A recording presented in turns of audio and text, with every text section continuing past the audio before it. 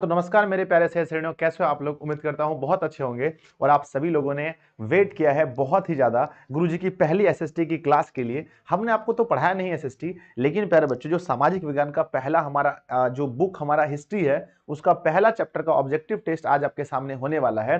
तो क्या आप सभी लोग तैयार हो? जल्दी से मुझे कमेंट बॉक्स में लिखना बच्चों, ठीक है ना, क्योंकि टेस्ट सबसे इंपॉर्टेंट है। कहते हैं बच्चों रिवीजन में डिवीजन है, जितना आप रिवीजन करोगे उतना अच्छा आपका डिवीजन होगा। कहते हैं बच्चों बिहार बोर्ड मैट्रिक परीक्षा की तैयारी 2024 की बात हो रही है।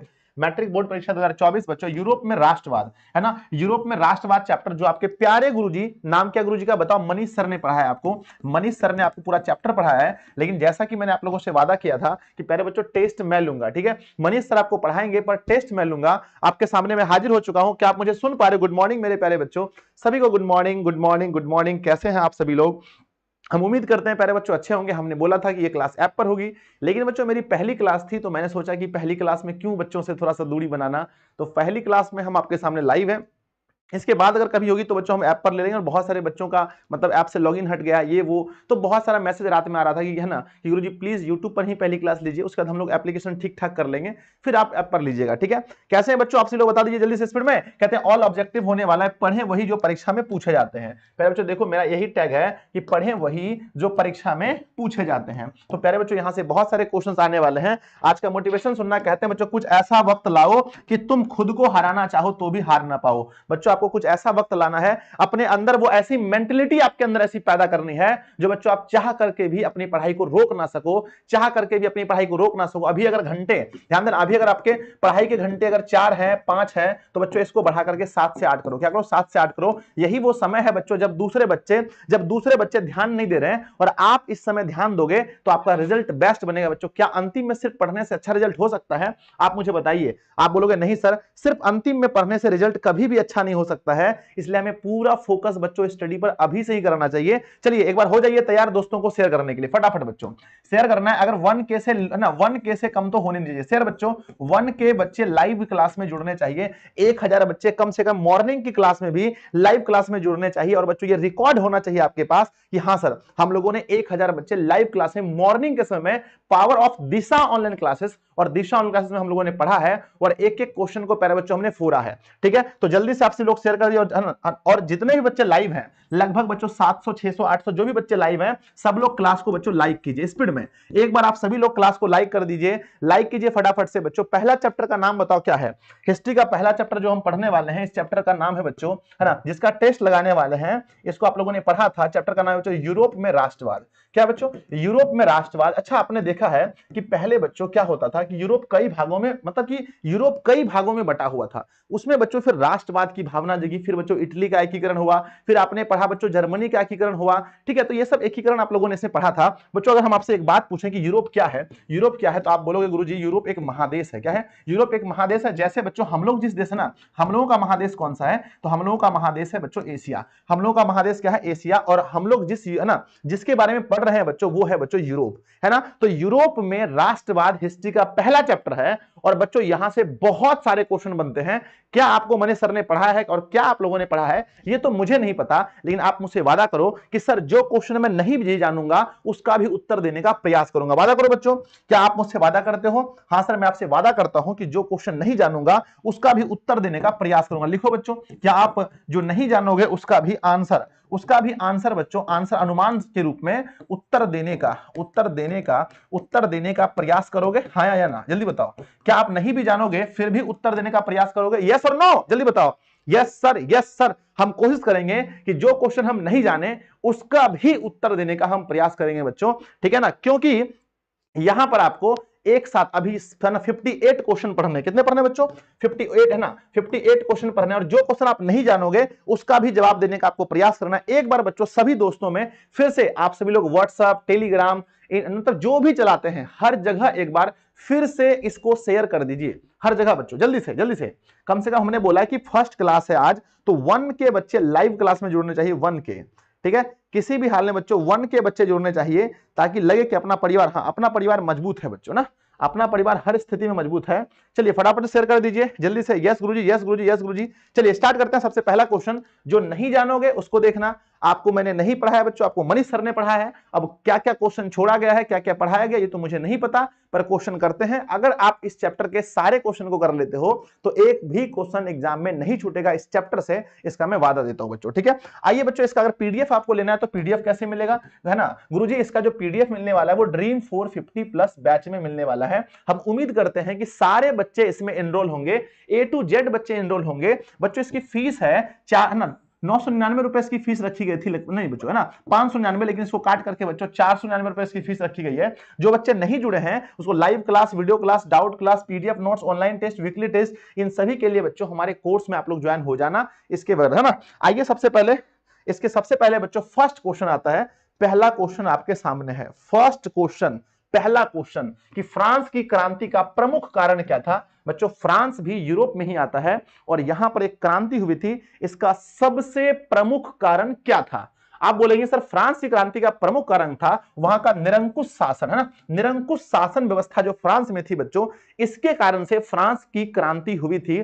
बच्चों याद कीजिए 1789 में फ्रांस की क्रांति, याद कीजिए, है ना 1789 में फ्रांस की क्रांति को याद कीजिए बच्चों, 1789 में फ्रांस की क्रांति हुई थी। ठीक है, आगे बढ़ते हैं बच्चों। क्वेश्चन नंबर दूसरा आता है, फ्रांस में किस शासन वंश की स्थापना वियना कांग्रेस के द्वारा की गई थी? वियना कांग्रेस के द्वारा बच्चों किस शासन वंश की स्थापना हुई थी? आप सभी को मालूम है गुरुजी, वियना कांग्रेस के द्वारा हम बात करते हैं। वियना कांग्रेस कब हुआ था आप बोलोगे सर, है ना वियना कांग्रेस 1815 में हुआ था। इसका बच्चों अगर इसका पूछा जाए इसका अध्यक्ष किसे बनाया गया था, तो वियना कांग्रेस का अध्यक्ष बनाया गया था बच्चों मेटरनिक को। किसको? मेटरनिक को वियना कांग्रेस का अध्यक्ष बनाया गया था। और है ना, और वियना कांग्रेस सम्मेलन के बाद बच्चों किसका? नेपोलियन युग समाप्त हुआ था। नेपोलियन युग क्या हुआ था बच्चे?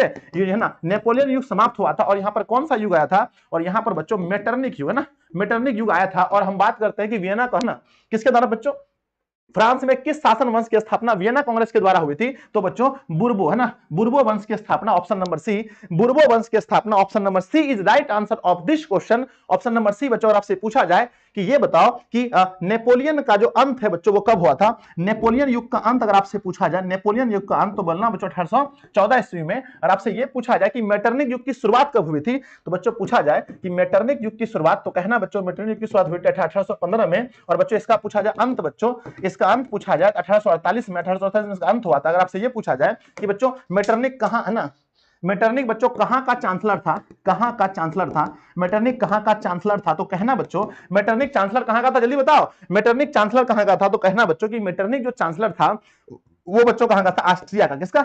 ऑस्ट्रिया का चांसलर था मेटरनिक। और बच्चों अगर आपसे पूछा जाए इटली और जर्मनी के एकीकरण में, इटली और जर्मनी के एकीकरण में सबसे बड़ा बाधा कौन था? इटली और जर्मनी के एकीकरण में सबसे बड़ा बाधा कौन था? तो इटली और जर्मनी के एकीकरण में सबसे बड़ा बाधा जो था बच्चों, सबसे बड़ा बाधा जो था वो बच्चों ऑस्ट्रिया ही था। वो क्या था? ऑस्ट्रिया ही सबसे ज्यादा बाधा था। ठीक है, आगे बढ़ जाए क्वेश्चन नंबर 3 पर। क्वेश्चन नंबर 3 आता है नेपोलियन संहिता। नेपोलियन बच्चों संहिता, नेपोलियन ने एक संहिता लागू किया था। नेपोलियन संहिता वो किस वर्ष लागू किया था, ये आपसे पूछा जाता है, बहुत बार एग्जाम में आते हैं बच्चों, इसको याद रखना। एमवीबीआई क्वेश्चन है, एमवीबीआई क्वेश्चन है, एमवीबीआई क्वेश्चन है। मैंने से पोलिंग करवाया था यूट्यूब पर, पोलिंग करवाया था बच्चों, लगभग 40,000 बच्चों ने इसका जवाब दिया है कि नेपोलियन संहिता किस वर्ष लागू किया गया था। तो मेरे भाई साहब नेपोलियन संहिता लागू हुआ था 1804 में। Option number D is right answer. बहुत इंपॉर्टेंट पूछा जाए बच्चों कि नेपोलियन कोड में, है ना नेपोलियन कोड में कितने कोड थे?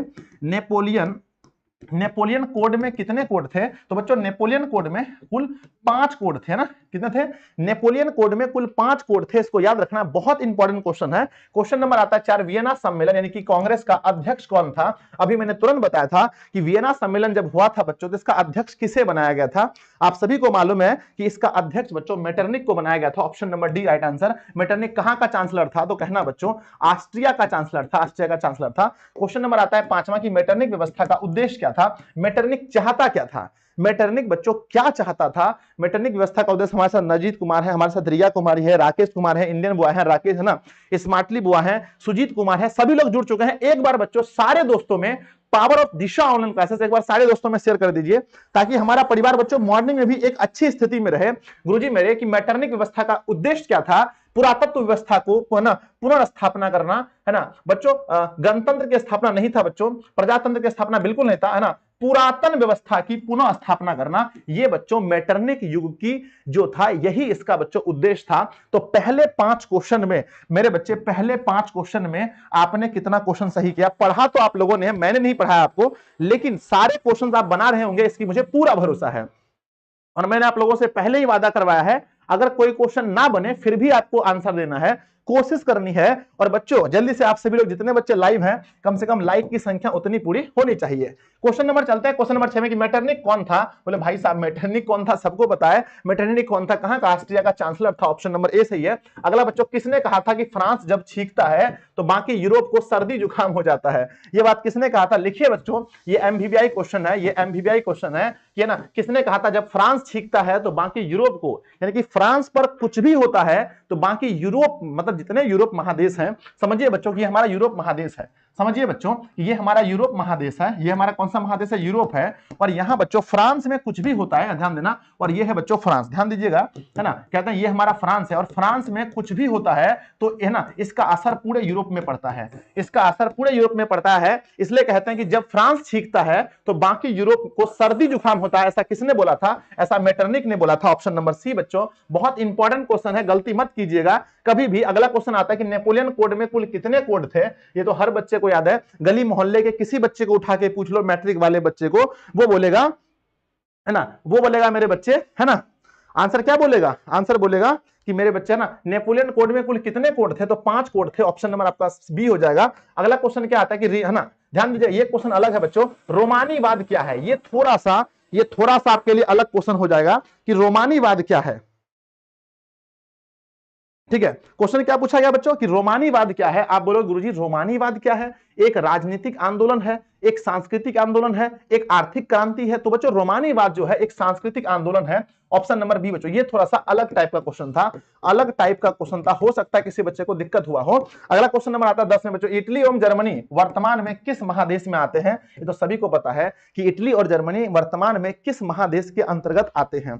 बच्चों आपके पास 4 ऑप्शन दिए गए हैं, उत्तरी अमेरिका, दक्षिणी अमेरिका, बच्चों यूरोप में और पश्चिम एशिया में। तो इटली और जर्मनी इसके बारे में पढ़ रहे हैं। इटली बच्चों जिसकी राजधानी क्या है? रोम है।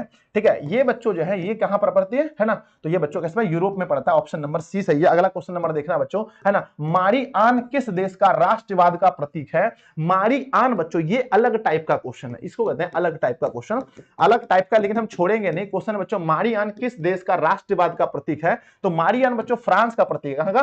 फ्रांस का प्रतीक है। मारी आन कहां का प्रतीक है? जल्दी बताओ, मारी आन बच्चों कहां का प्रतीक है? तो कहते हैं गुरुजी कि मारी आन जो है वो फ्रांस का प्रतीक है। क्वेश्चन नंबर 12 आता है कि राष्ट्रवाद की अवधारणा का जन्म किस घटना से माना जाता है? बहुत इंपॉर्टेंट क्वेश्चन है मेरे बच्चे, इसको छाप लेना, बहुत इंपॉर्टेंट क्वेश्चन, एमवीआई क्वेश्चन है कि राष्ट्रवाद की अवधारणा का जन्म जो है बच्चों वो कहां से माना जाता है? तो पुनर्जागरण से, पुनर्जागरण से, ऑप्शन नंबर ए सही है, पुनर्जागरण से माना जाता है। बहुत इंपॉर्टेंट क्वेश्चन है। अगला आता है बच्चों कि वियना सम्मेलन कब हुआ था या वियना कांग्रेस कब हुआ था? हर एक बच्चे को मालूम है कि वियना कांग्रेस है ना, वियना सम्मेलन बच्चों हुआ था कब? 1815 में। और इसका अध्यक्ष कौन बना था? इसका अध्यक्ष मेटरनिक बना था। और इसके बाद बच्चों, है ना, इसके बाद नेपोलियन युग, है ना, नेपोलियन युग की समाप्ति हुई थी और मेटरनिक युग यहां पर आ गया था। तो बच्चों 1815 ऑप्शन नंबर ए सही होगा। क्वेश्चन नंबर चलते हैं 14 नंबर में, 1830 की क्रांति के बाद फ्रांस में किस प्रकार का शासन स्थापित हुआ? 1830 की क्रांति के बाद फ्रांस में किस प्रकार का शासन स्थापित हुआ?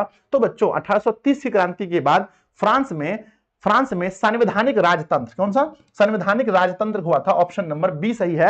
एक एक क्वेश्चन पर बच्चों टूट पड़ो, पूरा दिमाग लगा दो, पूरा 100% फोकस कर दो उस क्वेश्चन पर सही करने के लिए। अगला क्वेश्चन आता है कि एक्ट ऑफ यूनियन, है ना, किस वर्ष पारित हुआ था? बच्चों एक्ट ऑफ यूनियन की बात करते हैं। एक्ट ऑफ यूनियन किस वर्ष पारित हुआ था? आप लोग चैप्टर में पढ़े हैं, आप लोग बुक में पढ़े होंगे कि एक्ट ऑफ यूनियन जो है, एक्ट ऑफ यूनियन मेरे बच्चे, यूनियन जो है 1807 में लागू हुआ, सॉरी 1707 में लागू हुआ था, ऑप्शन नंबर, है ना, 1707 में। 15 नंबर क्वेश्चन बच्चों, एक सेकंड मैं बुक से मैच कर लेता हूं। ठीक है, 1707 में एक्ट ऑफ यूनियन लागू हुआ था। नेक्स्ट क्वेश्चन क्या आता है कि यंग यूरोप की स्थापना किसने की थी?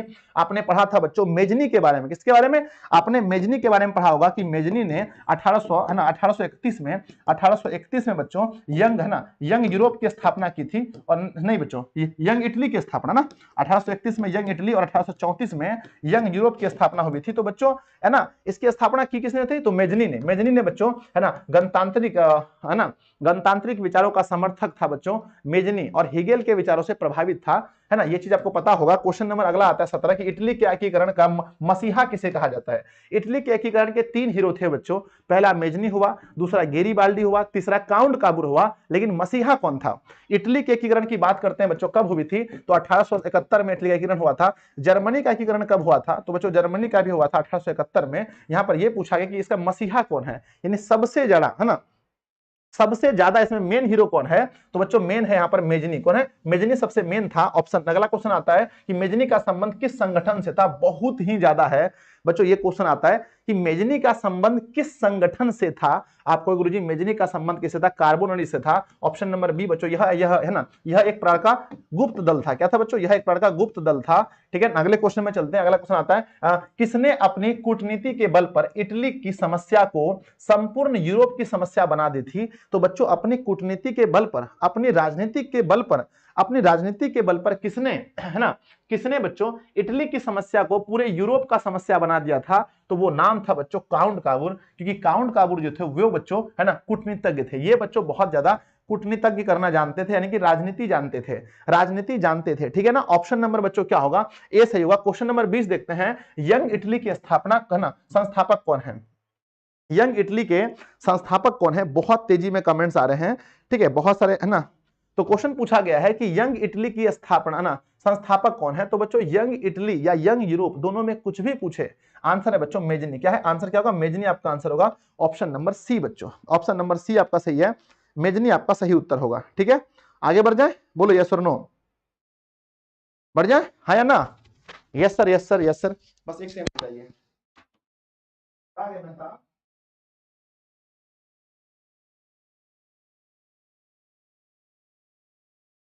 चलो ठीक है, आगे बढ़ते हैं। नेक्स्ट हमारा क्या, चलो बच्चों आगे बढ़ जाए।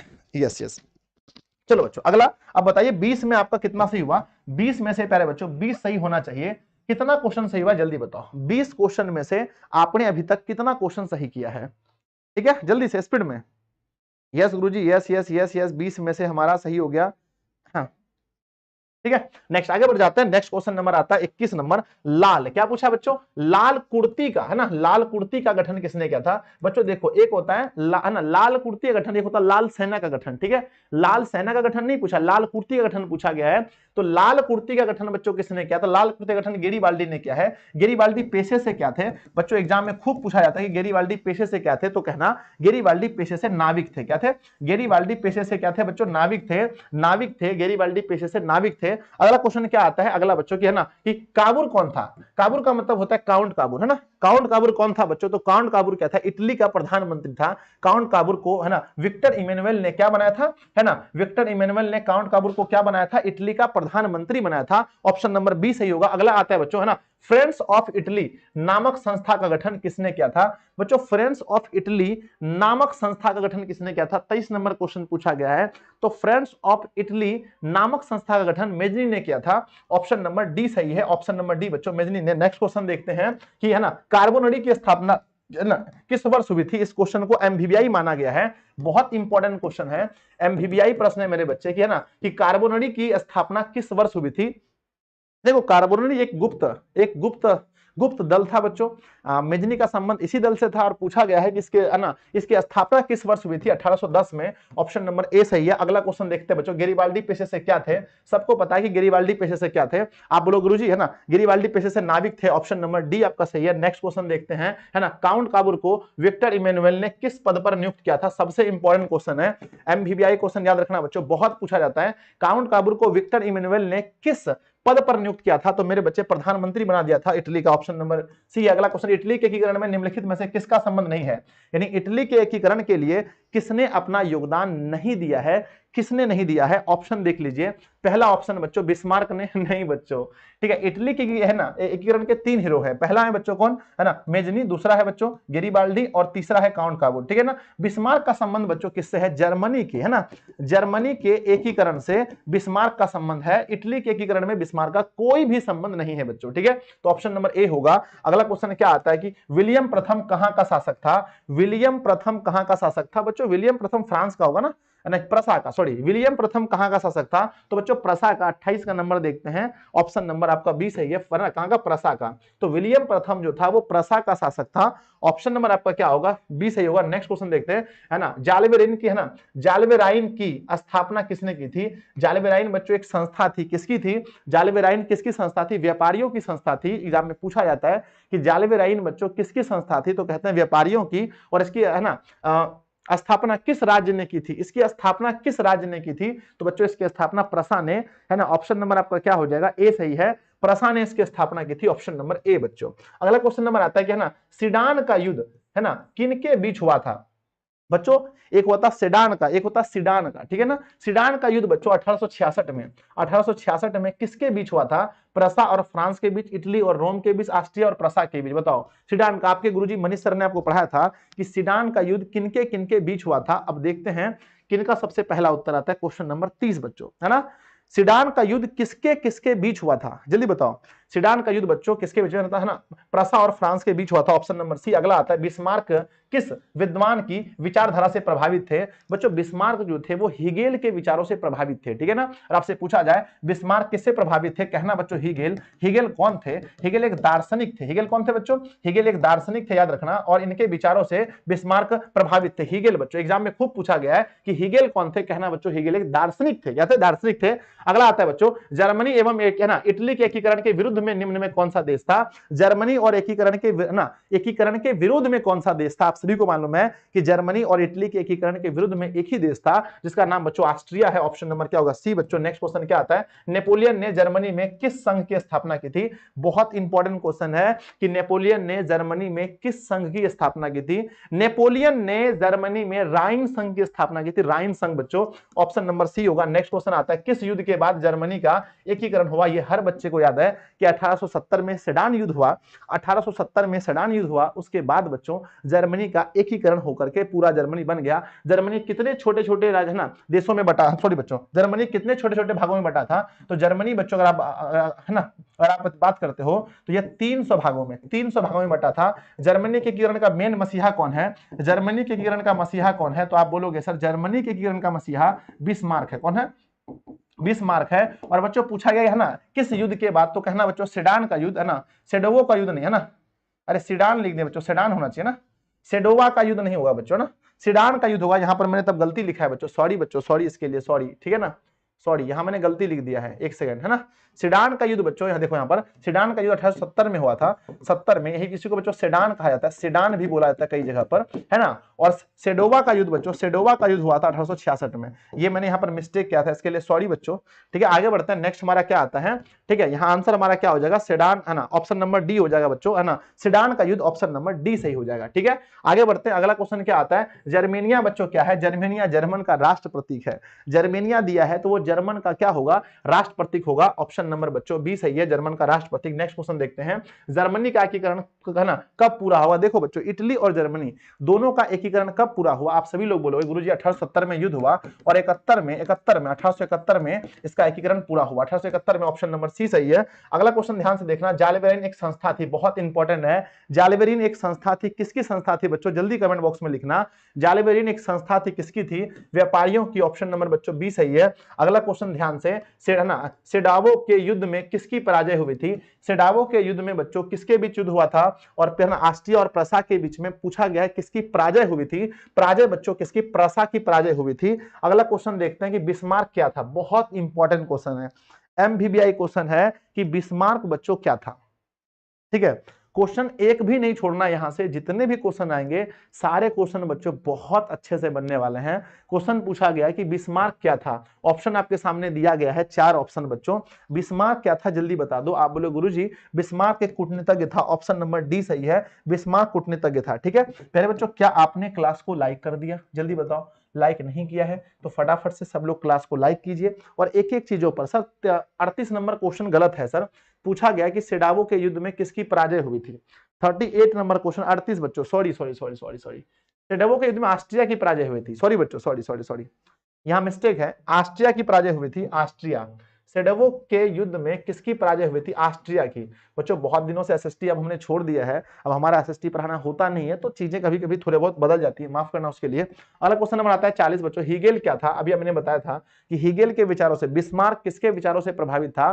तो बिस्मार्क हीगेल के विचारों से प्रभावित था। और हीगेल क्या था बच्चों? तो हीगेल क्या था बताओ? हीगेल एक दार्शनिक थे, ऑप्शन नंबर सी होगा। अब ये बताइए 40 क्वेश्चन में से मात्र 18 अब बचे हैं, 40 में आपने कितना स्कोर किया जल्दी बताओ स्पीड में। 40 में आपने कितना क्वेश्चन स्कोर किया जल्दी बताओ स्पीड में। यस गुरुजी, यस यस यस, ठीक है। तो मेरे बच्चे एक एक चीजों को ध्यान से देखना है और 40 में अपना स्कोर बताइए। अब आप मात्र 18 क्वेश्चन बचे हैं और 18 क्वेश्चन में चलिए 41 नंबर, सन 1870 में फ्रांस और प्रसा के बीच में कहां युद्ध हुआ था? देखो 1870 में फ्रांस और प्रसा के बीच में युद्ध कहां हुआ था?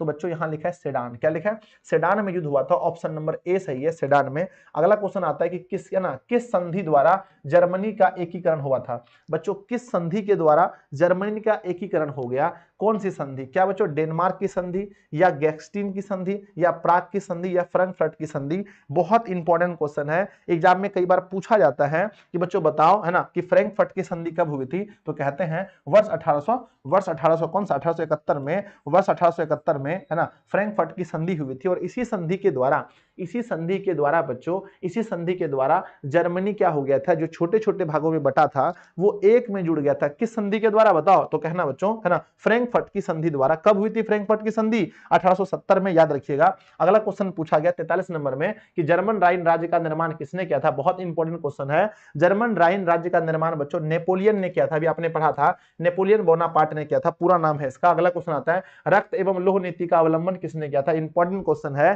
कि रक्त एवं लौह नीति का अवलंबन, ठीक है, रक्त एवं लौह नीति का अवलंबन, इनका मानना था कि बिना लगता है बच्चों मतलब तलवार उठाए और मतलब बिना रक्त बहाए लगता है एकीकरण नहीं हो सकता है जर्मनी का। तो बताओ बच्चों किसने कहा था? रक्त एवं लौह नीति का अवलंबन किसने किया था? तो बच्चों याद रखना किसने? बिस्मार्क ने, ऑप्शन नंबर सी होगा, बिस्मार्क ने। अगला क्वेश्चन आता है फ्रैंकफर्ट की संधि कब हुई थी? मैंने बोला था बच्चों बहुत पूछा जाता है ये क्वेश्चन। फ्रैंकफर्ट की संधि कब हुई थी? वर्ष 1871 में, ऑप्शन नंबर डी टिक करना। अगला क्वेश्चन अगर पूछा जाए कि सेडान का युद्ध कब हुआ था, तो गलती मत करना बच्चों, जल्दी बताओ सेडान का युद्ध कब हुआ था? अगर ये क्वेश्चन गलती से भी तुम्हारे एग्जाम में आ जाता है तो आप क्या आंसर करोगे? सेडान का युद्ध कब हुआ था? कहना बच्चों वर्ष 1870 में सेडान का युद्ध हुआ था। नेक्स्ट क्वेश्चन देखते हैं, जर्मनी के एकीकरण का प्रमुख वास्तुकार कौन था? अगर पूछा जाए बच्चों इटली के एकीकरण के बारे में तो 3 हीरो याद रखना, मेजनी, काउंट काबूल और गेरीबाल्डी। लेकिन अगर पूछा जाए जर्मनी के एकीकरण के बारे में तो बस एक ही याद रखना, बताओ कौन है? जर्मनी के एकीकरण में बस एक ही लोग हैं, उसका नाम बताओ। गुरुजी जर्मनी के एकीकरण में एक ही लोग है, उसका नाम है बच्चों क्या? बिस्मार्क। बिस्मार्क क्या थे बच्चों? कूटनीतिज्ञ। क्या थे? कूटनीतिज्ञ थे, है ना, कूटनीतिज्ञ थे बिस्मार्क, याद रखिएगा इस चीज को। अगला क्वेश्चन क्या आता है? 1871 में कौन सी संधि हुई थी? हर बच्चे को मालूम है, अभी थोड़ी देर पहले मैंने पढ़ा था कि 1871 में कौन सी संधि हुई थी? 1871 में बच्चों फ्रैंकफर्ट की संधि, है ना। वियना कांग्रेस तो 1815 में हुआ था, 1815 में। पेरिस वाला मुझे याद नहीं है बच्चों, और फ्रैंकफर्ट की संधि 1871 में हुई थी, ये हर किसी को याद है, ऑप्शन नंबर ए सही होगा। अगला क्वेश्चन देखते हैं कि जर्मनी के एकीकरण के लिए कौन उत्तरदायी है? जर्मनी के एकीकरण के लिए कौन उत्तरदायी है? मैं बार बार कहता हूं कि जर्मनी के लिए बस एक ही हीरो है, जर्मनी के लिए बस एक ही हीरो है। जर्मनी के एकीकरण के लिए कौन उत्तरदायी है? बस एक ही हीरो है बच्चों, उसका नाम है बिस्मार्क, जो पेशे से कूटनीतिज्ञ थे। नेक्स्ट क्वेश्चन नंबर आता है यूरोप का मरीज किसे कहा जाता है? इंपॉर्टेंट क्वेश्चन है बच्चों, 8 क्वेश्चन बचा, अच्छे से खेलना, ठीक है। कहा गया बच्चों कि यूरोप का मरीज किसे कहा जाता है? यूरोप का मरीज तुर्की को कहा जाता है, ऑप्शन नंबर ए सही है। नेक्स्ट क्वेश्चन नंबर देखना बच्चों, यूरोप वासियों के लिए किस देश का साहित्य एवं ज्ञान विज्ञान प्रेरणा स्रोत रहा है? यूरोप वासियों के लिए किस देश का साहित्य एवं विज्ञान प्रेरणा स्रोत रहा है? तो कहते हैं बच्चों यूरोप वासियों के लिए किस देश का रहा है? तो बच्चों किसका? यूनान का रहा है, ऑप्शन नंबर बच्चों बी सही है। अगला क्वेश्चन आता है यूनान के स्वतंत्रता संग्राम में किसकी पराजय हुई थी? यूनान के स्वतंत्रता संग्राम में किसकी पराजय हुई थी? बहुत इंपॉर्टेंट क्वेश्चन है, क्वेश्चन नंबर 53 बच्चों। यूनान के स्वतंत्रता संग्राम में स्टार मार के लिखना, यूनान के स्वतंत्रता संग्राम में तुर्की की, किसकी बच्चों? तुर्की की हार हुई थी, तुर्की की पराजय हुई थी। अगला क्वेश्चन नंबर आता है 1829 में एड्रियानोपुल की संधि किस देश के साथ हुई थी?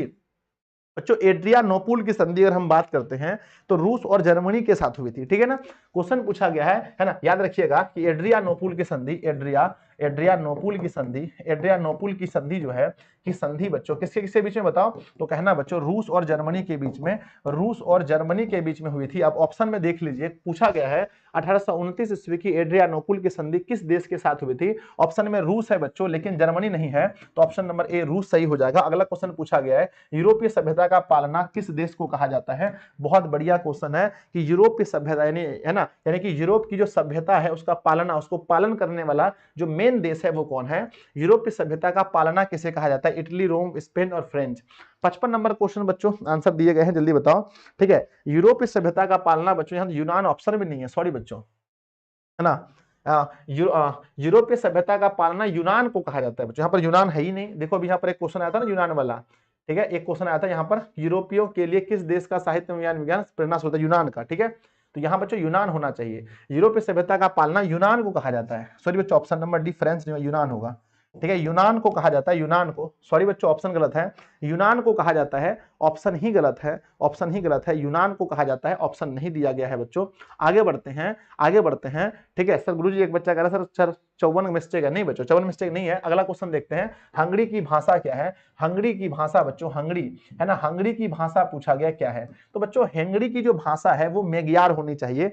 बहुत इंपॉर्टेंट ये भी क्वेश्चन है कि हंगरी की भाषा क्या है। हंगरी की राजधानी बच्चों पूछा जाए तो हंगरी की राजधानी बुडापेस्ट क्या है, बुडापेस्ट इसकी राजधानी है। पूछा गया इसकी भाषा क्या है, तो मेग्यार इसकी भाषा है। ऑप्शन बी अगला आता है बच्चों, यूरोपीय राष्ट्रवाद से प्रभावित होकर किस भारतीय शासक ने जेकोबिन क्लब की स्थापना की थी। बच्चों याद कीजिए जेकोबिन क्लब की स्थापना किसने की थी, लास्ट दिन सर ने आपको पढ़ाया होगा कि जेकोबिन क्लब की स्थापना किसने की थी। तो बच्चों है ना, यूरोपीय राष्ट्रवाद से प्रभावित होकर किस भारतीय शासक ने जेकोबिन क्लब की स्थापना की थी। याद कीजिए बच्चों, टीपू सुल्तान को, किसको है ना, टीपू सुल्तान को बच्चों। टीपू सुल्तान ने जेकोबिन क्लब की स्थापना की थी। अगर आपसे पूछा जाए टीपू सुल्तान कहां के शासक थे, तो कमेंट बॉक्स में देखते हैं सबसे पहले किसका आंसर आता है। टीपू सुल्तान कहां के शासक थे, जल्दी बताओ कमेंट बॉक्स से फटाफट से। टीपू सुल्तान कहां के शासक थे मेरे भाई, जल्दी बता देना। ठीक है, तो आंसर आना स्टार्ट हो चुका है गुरुजी। टीपू सुल्तान जो थे, टीपू सुल्तान जो थे वो कहां के शासक थे। टीपू सुल्तान कहां के शासक थे, तो आता है बच्चों मैसूर के, किसके, मैसूर के शासक थे टीपू सुल्तान। बहुत बढ़िया क्वेश्चन है। अगला आता है बच्चों लास्ट क्वेश्चन, 19वीं शताब्दी में यूरोप में राष्ट्रवाद के विकास का क्या परिणाम हुआ। राष्ट्रवाद के विकास के बाद क्या परिणाम हुआ, जब राष्ट्रवाद बच्चों 19वीं शताब्दी में यूरोप में आ गया उसके बाद क्या फायदा हुआ। पहला ऑप्शन है बच्चों कि साम्राज्यवाद का विकास हो गया, नहीं सर। उपनिवेशवाद का विकास हो गया, निरंकुश राज्यों की स्थापना, नहीं सर। राष्ट्रीय राज्य है ना, राष्ट्रीय राज्यों की स्थापना बताओ किसकी हो गई। बच्चों निरंकुश को तो हटाया गया, तो निरंकुश तो कभी आ ही नहीं सकता, तो निरंकुश तो खत्म हो गया। अगला पूछा गया उपनिवेशवाद का, उपनिवेशवाद भी नहीं रहा बच्चों, राष्ट्रीय राज्यों की स्थापना हुई। ऑप्शन नंबर डी बच्चों, राष्ट्रीय राज्यों की स्थापना हुई। Option number D is right answer of this question. तो प्यारे बच्चों आप जल्दी से बता दो कि 58 क्वेश्चन का ये टेस्ट था, इसमें से आपने कितना क्वेश्चन सही किया। और आप लोग बच्चों पहला चैप्टर मनीष सर से पढ़ लिए थे, तो हम उम्मीद करते हैं कि लगभग क्वेश्चन आप लोगों ने सही किया होगा। जल्दी बताओ, ठीक है, तो कितना क्वेश्चन सही किया। और एक बार सभी लोग क्लास को लाइक कीजिए बच्चों, 1 के लाइक अभी पूरे होने चाहिए, फटाफट से सब लोग लाइक कर दीजिए जल्दी से। सर 54 का गलत है, प्लीज चेक कर लीजिए। 54 का गलत है बच्चों, एक बच्चा कह रहा है 54 का गलत है। सर 54 का पूछा गया है, क्वेश्चन ये है कि यूरोपीय सभ्यता, नहीं ये नहीं है 54 का, ये है ना 1829 ईस्वी की एड्रियानोपुल की संधि किस देश के साथ हुई थी। तो बच्चों ना रूस तो ठीक है ना, क्योंकि बच्चों रूस और जर्मनी के बीच में, तो रूस सही होगा ना। 54 का रूस सही है बच्चों, बिल्कुल सही है, हमने चेक कर लिया है, सही है 54 का सही है बच्चों। आप लोग कह रहे हो सर गलत है, तो मैं एक बार इसको देखूंगा, लेकिन मेरे ख्याल से सही है। ठीक है, चलो बच्चों 54 का गलत है, एक बच्चा कह रहा है। ठीक है 54 का एक ही बच्चा कह रहा है, अलग अलग बच्चा कह रहा है, एक ही। ठीक है, अच्छा बच्चों बताओ 54 का गलत है सही है, 54 का बताना गलत है सही है, आप लोग बता देना। ठीक है, तो मेरे प्यारे बच्चों ये आज का क्लास समाप्त हुआ। कैसा लगा आप सभी को क्लास, जरूर बताना सभी लोग। ठीक है, हो सकता है कहीं मिस्टेक अगर हो गया हो बच्चों, क्योंकि बहुत दिन बाद। अच्छा अभी और है भाई साहब, अभी और है क्वेश्चन बैंक, एक सेकंड रुक जाओ, अभी क्वेश्चन बैंक भी है हमने सोचा खत्म हो गया, अभी 21 क्वेश्चन और है बच्चों, क्या आप तैयार हो। 21 क्वेश्चन अभी और दिया गया है, हमने सोचा बच्चों खत्म हो गया, अभी हमारे क्वेश्चन बैंक हैं। इस चैप्टर से कौन कौन से क्वेश्चन पूछे गए हैं, ठीक है, उसको भी देखना है। गुरुजी गलत है 54 नंबर का, इसको एक बार देख लीजिएगा। ठीक है बच्चों, इसको देख लिया जाए, इसका सही उत्तर क्या है आप लोग मुझे कमेंट बॉक्स में लिखना। बहुत दिन हो गया एसएसटी के छोड़ने से। आइए अब बात करते हैं यूरोप में राष्ट्रवाद बच्चों। क्वेश्चन बैंक के बारे में 21 क्वेश्चन है और आपको 21 क्वेश्चन में से 21 सही करके जाना है फटाफट से। हाँ चलो आगे बढ़ जाए, जल्दी बताओ। अब हम पढ़ने वाले हैं बच्चों क्वेश्चन बैंक, यानी कौन कौन सा क्वेश्चन पूछा गया, कब पूछा गया है। 1871 में कौन सी संधि हुई थी, वर्ष 21 में पूछा गया, 2021 में। 1871 में बच्चों फ्रैंकफर्ट की संधि हुई थी, ऑप्शन ए सही होगा। नेक्स्ट क्वेश्चन देखना, 1830 की क्रांति के बाद फ्रांस में किस प्रकार की शासन व्यवस्था स्थापित हुई। 1830 की क्रांति के बाद बच्चों वहां पर क्या हो गया, संवैधानिक राजतंत्र आ गया था। ऑप्शन नंबर प्यारे बच्चों बी सही होगा। अगला क्वेश्चन देखते हैं, जर्मनी के एकीकरण के लिए कौन उत्तरदायी है, यानी जर्मनी के एकीकरण के लिए सबसे फेमस व्यक्ति कौन है। आप सभी को पता है कि इटली में बच्चों 3 व्यक्ति थे, मेजनी थे, उसके बाद काउंट काबूर थे और गेरिबाल्डी थे। लेकिन जर्मनी की बात करते हैं तो जर्मनी में सिर्फ बच्चों बिस्मार्क था, ऑप्शन नंबर बी सही है। अगला आता है, फ्रैंकफर्ट की संधि कब हुई थी। हर बच्चे को मालूम है फ्रैंकफर्ट की संधि के बाद ही जर्मनी का एकीकरण हो पाया था। 1871 में फ्रैंकफर्ट की संधि हुई थी, ऑप्शन नंबर बच्चों डी सही है। अगला क्वेश्चन आता है, इटली के एकीकरण में निम्नलिखित में किसका संबंध नहीं है। इटली से किसका नाम हटा सकते हैं, इटली में किसका नाम नहीं जुड़ा हुआ है। मेजनी है, काउंट काबूर, गेरिबाल्डी, ये सब इटली के हैं, लेकिन बिस्मार्क नहीं है, ऑप्शन नंबर ए। अगला आता है, इटली और जर्मनी के एकीकरण के विरुद्ध में कौन सा देश था। आप सभी को मालूम है बच्चों, रात को उठा के भी अगर आपसे पूछ लिया जाए तो आप बोलोगे सर वही ऑस्ट्रिया है, वही पगला ऑस्ट्रेलिया है, वही ऑस्ट्रिया है, वही ऑस्ट्रिया है। ऑप्शन नंबर आपका सी होगा। अगला क्वेश्चन देखते हैं, जर्मनी के एकीकरण का प्रमुख वास्तुकार कौन था। बात जर्मनी की हो रही है तो हम एक व्यक्ति को नहीं भूल सकते हैं जिसका नाम है बच्चों बिस्मार्क। क्या नाम है, बिस्मार्क। पूछा गया है कि जर्मनी के एकीकरण का वास्तुकार कौन था, तो बच्चों बिस्मार्क, ऑप्शन नंबर आपका डी सही होगा। नेक्स्ट क्वेश्चन देखते हैं, फ्रैंकफर्ट की संधि कितना बार पूछोगे भैया, पर हस्ताक्षर कब हुआ था। अच्छा हस्ताक्षर पूछा है, इस पर हस्ताक्षर कब हुआ था बच्चों, ठीक है।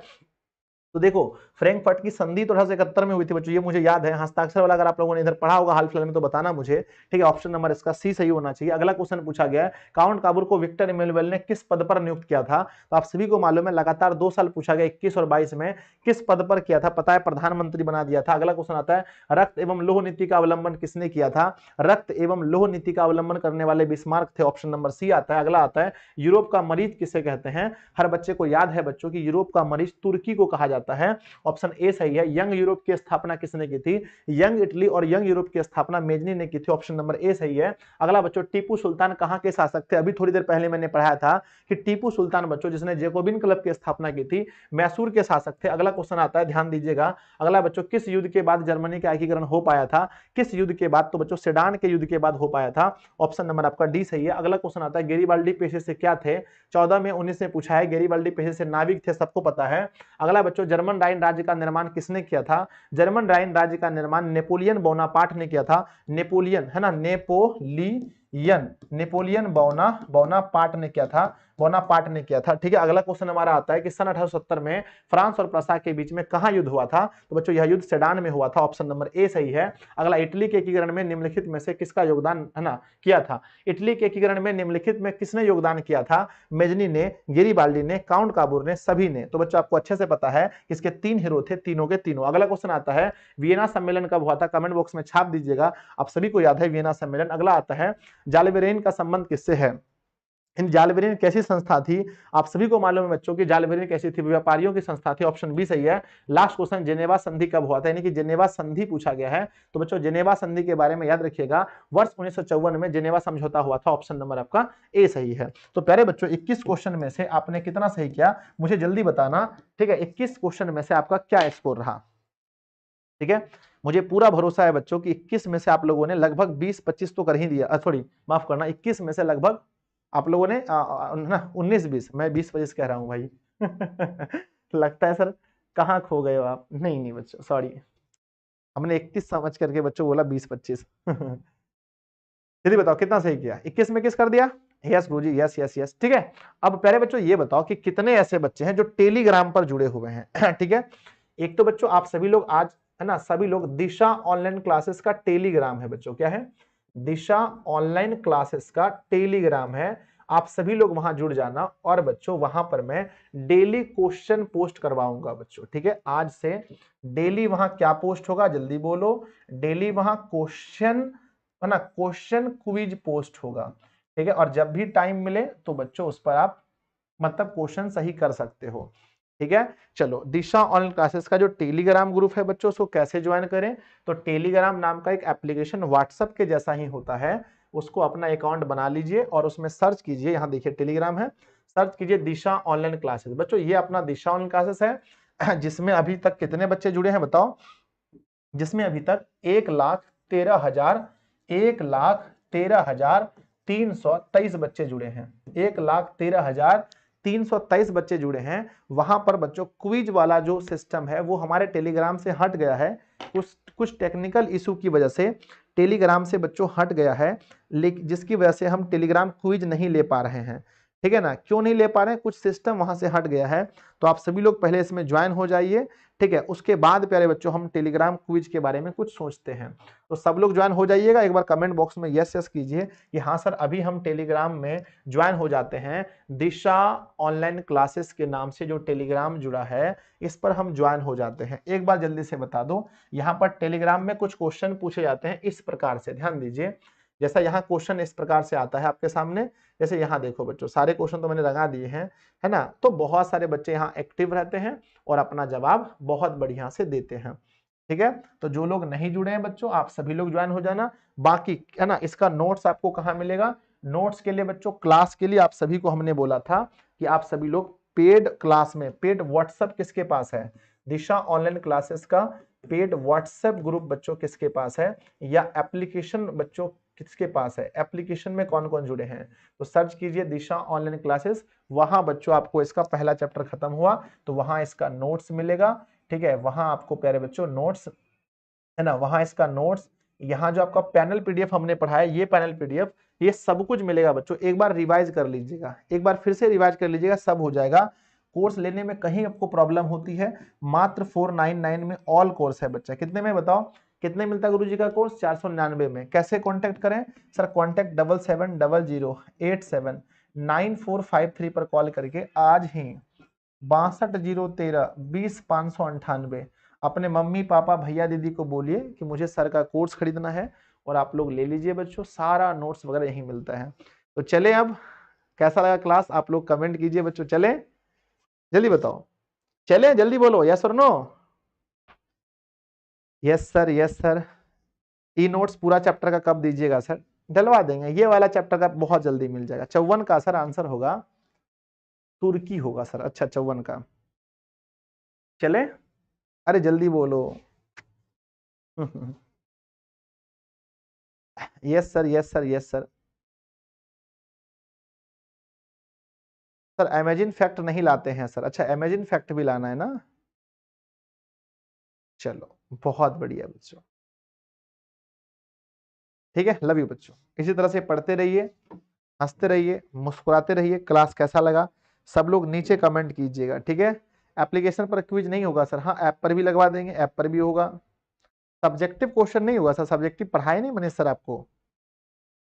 ठीक है, चलिए बच्चों, मिलते हैं अगली क्लास में। अगर अभी हिंदी की क्लास होती है, हिंदी सर्वनाम वाली क्लास, तो आप लोग उसमें जरूर जुड़िएगा। सर्वनाम हम लोग आज पढ़ने वाले हैं हिंदी व्याकरण में बच्चों, 12th वाले चैनल पर, तो वहां पर भी आप पढ़ सकते हैं, कोई दिक्कत नहीं है। दिशा हिंदी एंड इंग्लिश क्लासेस नाम है बच्चों, ठीक है।